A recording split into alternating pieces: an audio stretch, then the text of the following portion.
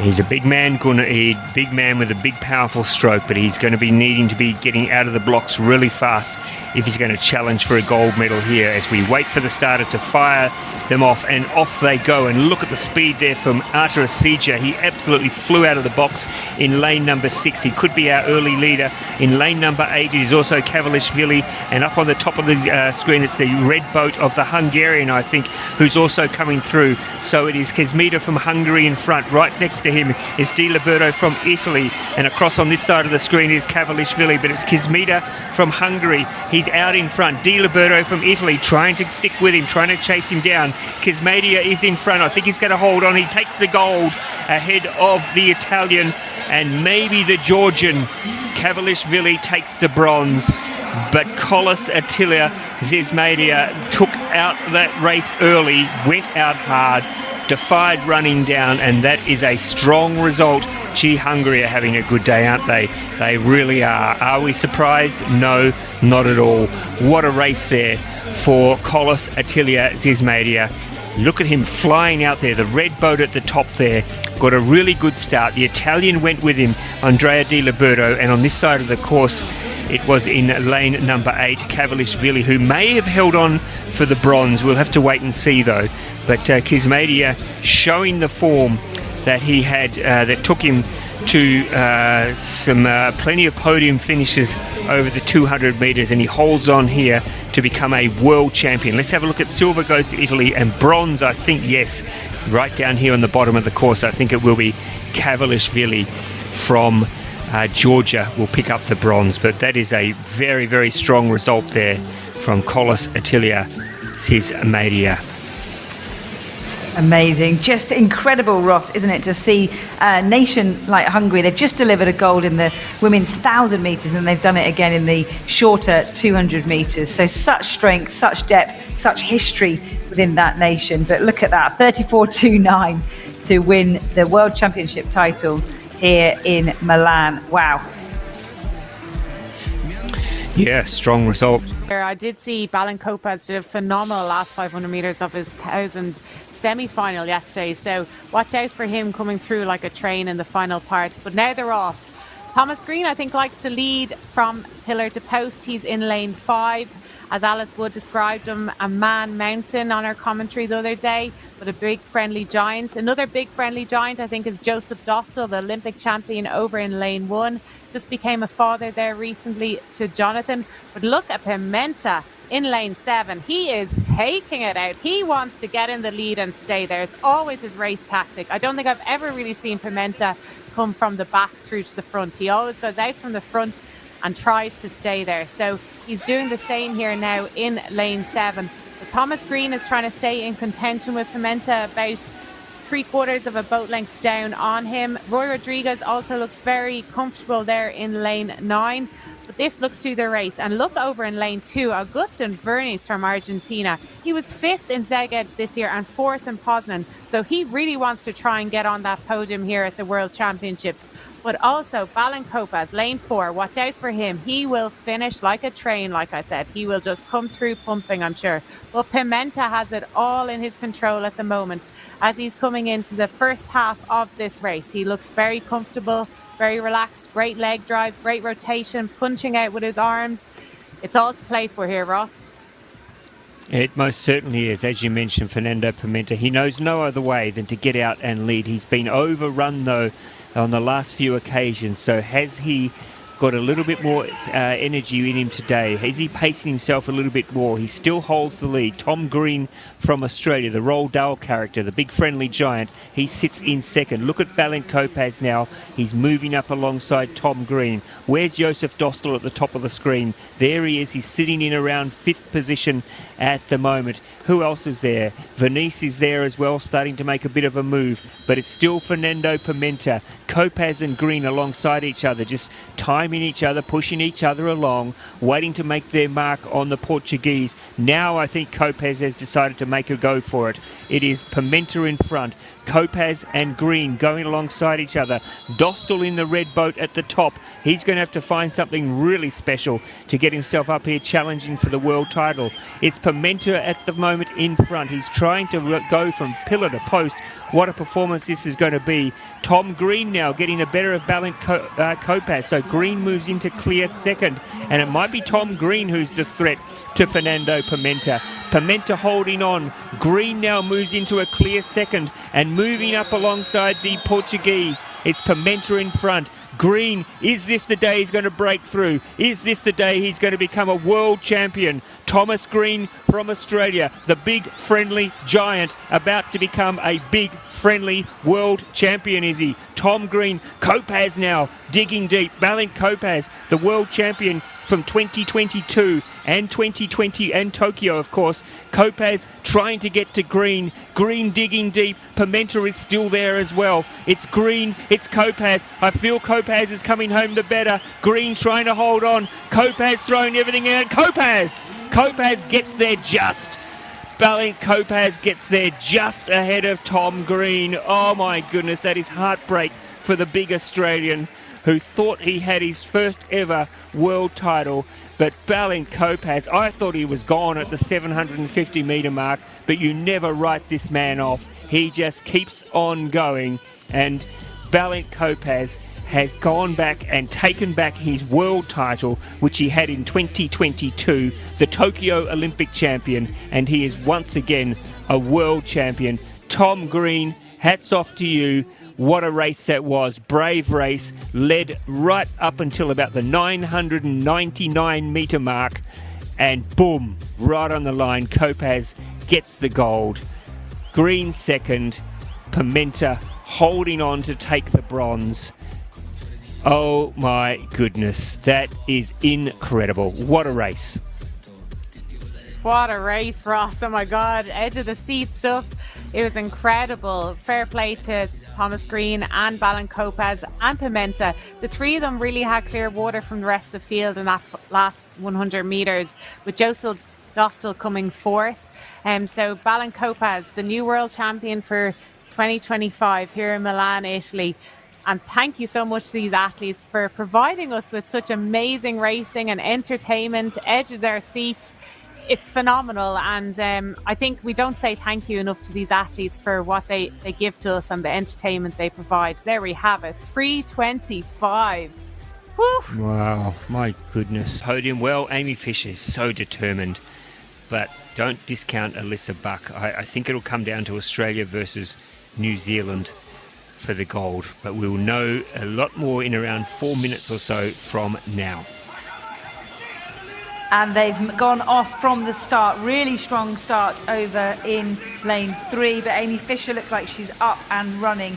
Anderson not letting her get away either. The Australian looks like she is in the mix. And Chicos has started really strongly, which is kind of what she does. And it looks like a very different technique to Amy Fisher. You can see it looks like it's a lot more effortful, but it doesn't seem to affect her speed. But it's Buck in 4 for Australia that has edged her nose in front and looks like she's extending that lead with every single stroke. That's just all down to the power that she's getting on the catch. But look at that rhythm. Look how smooth it is. It makes it look like it's easy. Absolutely isn't. It's Australia, Buck in lane 4, just in the lead. I think Hungary in 5, possibly just in second, but Fisher from New Zealand is chasing them all the way. This is going to be really tight at the 250 mark. It's New Zealand, Australia, Hungary and Ukraine at the minute. But let's see what happens as they reach the closing stages. Yeah, so don't be fooled by that angle. That is not... there we go. There's a better look. We're right side on now, and you can see it is the Australian Alyssa Buck, who looks like she's paddling well within herself at the moment, so not getting overly excited, just trying to stay in her rhythm, sitting back there waiting to pounce. We have Soka Chicos from Hungary, then Amy Fisher just biding her time there, sitting there in third position. Where's Melina Andersson, the Swede? She'll be very close, I'm sure, just hanging around the back, waiting to make her move. But it is, at the moment, it is Buck from Australia, leading from Chicos and Fisher. They are your top 3. Looks like they've put a bit of distance between themselves. There's Melina Andersson and Maria Povg. They are sitting in 4th and 5th at the moment. And it's a really strong race. Buck doesn't look like she is fading at all. She looks like she is just holding that pace in that boat, keeping that efficiency. Clearly, she's had a fantastic winter of work and is in great shape. Fisher's looking like she is not going to be challenging for that gold medal. It's Buck all the way at the minute for Australia. Doesn't seem to be slowing at all. A phenomenal ability to buffer that lactic acid that must be pumping through her muscles. Don't count out Chicos just yet. She is closing down on the Australian as we speak. But it does look like the Australian is just keeping her nose in front as we come into the closing section of this race. Yeah, I think Chicos now may be making her move. She's decided now's the time to go. So will Buck respond? Where is Fisher? Fisher is really holding back and holding back. Is she going to make a last dash for it? I'm surprised to see her this far back. Look at Chicos. Now she's making a move. She's challenging Buck. She's asking the Australian, what have you got? Do you have anything left in the tank? Buck holding on though. You can see she is really breathing heavily. She's digging deep. Chicos trying to, now she moves up alongside her. The Hungarian maybe has her nose in front. So it's Hungary from Australia. Chicos in front of Buck. No sign of Fisher yet. She's not made her move. It is Chicos in front. Buck trying to hold on, but I think Chicos looks the stronger. In fact, she's moving further in front. Can Buck lift again? Has she got anything in the closing 150 metres or so? It's Chicos going down to the finish line. What a race this has been for the Hungarian. Oh, starting to look a little bit dodgy on a couple of the paddles there, but she's holding on. It's going to be Chicos from Hungary. This is a win for the ages for the Hungarian. She's over the moon. Australia gets second, and it is third for Fisher from New Zealand. But what a perfectly timed race for the Hungarian, tipping out the highly fancied Australian and leaving the New Zealander Fisher in her wake. What a race there for Zoka Chicos, absolutely showing that she has got the form in the 1,000 metres, and a perfectly judged race, moving when at the 750 metre mark. That's when she decided to make her move. She asked the question, she asked Buck, have you got anything left? And no, she did not. So well judged. What a race there, and a deserved world champion, Zoka Chicos from Hungary. Alyssa Buck will take the silver, and Amy Fisher held on to take the bronze. Fantastic example there of how the athletes plan for their seasons. Chicos was a silver medal at the World Cups in both Poznan and Szeged, but clearly her taper strategy for this World Championships has worked incredibly well and allowed her to deliver that race. But what an execution. Buck, also huge credit to her. What a fantastic race down the majority of that course. Just nothing left in the tank as the powerful Hungarian came past her. But what a fantastic race. It didn't disappoint, Ross. No, it did not. And I think that that Buck will be, I'm sure she's a little bit surprised. She may have been a little bit surprised to see Chicos going with her early on. And then just when the question was asked there's confirmation. Chicos ahead of Buck, Fisher third, Melina Anderson. The Italians pulling forward. I'm not sure what they're doing, maybe clearing maybe a leaf or some weed or something, but they're just reversing in. They're making everyone else a little bit nervous. Get inside their heads. That's exactly what they're doing, getting inside everyone else's heads, I reckon. And we're set for a start. Now, the guys would be feeling it, but as they take their first stroke, I'm sure they'll be laser focused on the job at hand and what they're there to do, and they're off and racing now. Looks like the Portuguese have had the better of the start, as has the Hungarians over here in lane 9 on screen. Now they'd be sitting at 150, 160 strokes per minute. There's the Italians on screen with the Germans next to them, but it's the Portuguese riding off a high after their K4 500 win. They're a nose in front of maybe the Hungarians and the AIN at the moment. The Germans just at the top of the screen. There they are in the nice pink coat. Don't discount them. They're your Olympic champions, and they'll be starting to move through the field. But it is the Portuguese pairing at the moment, still a nose in front of maybe the Hungarians. The Aussies starting to move through the field as we hit the 250 metre mark. So it's Portugal in first, Germany, Hungary and the AIN.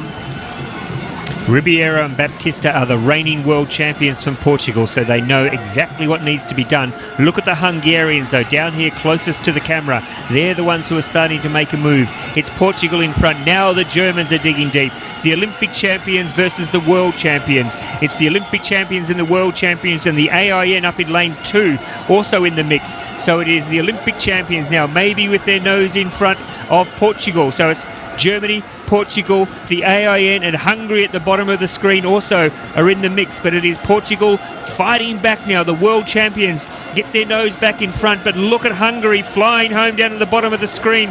Maybe Hungary gets there.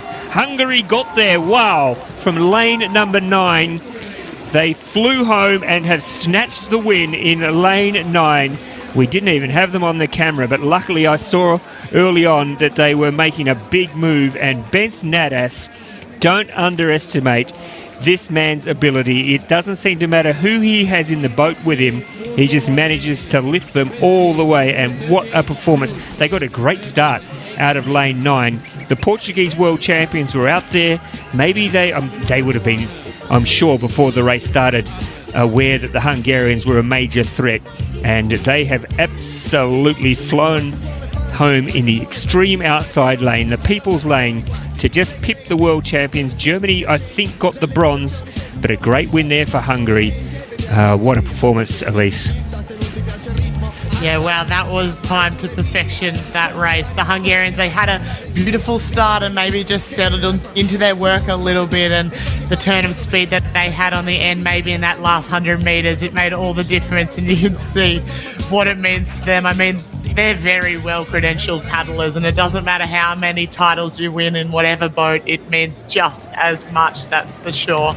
So they are your K2 men 500-metre world champions for this year, and a very exciting time for sure. And oh my goodness, I love K2 racing. It's always down to the wire, the 500. There we go, confirmation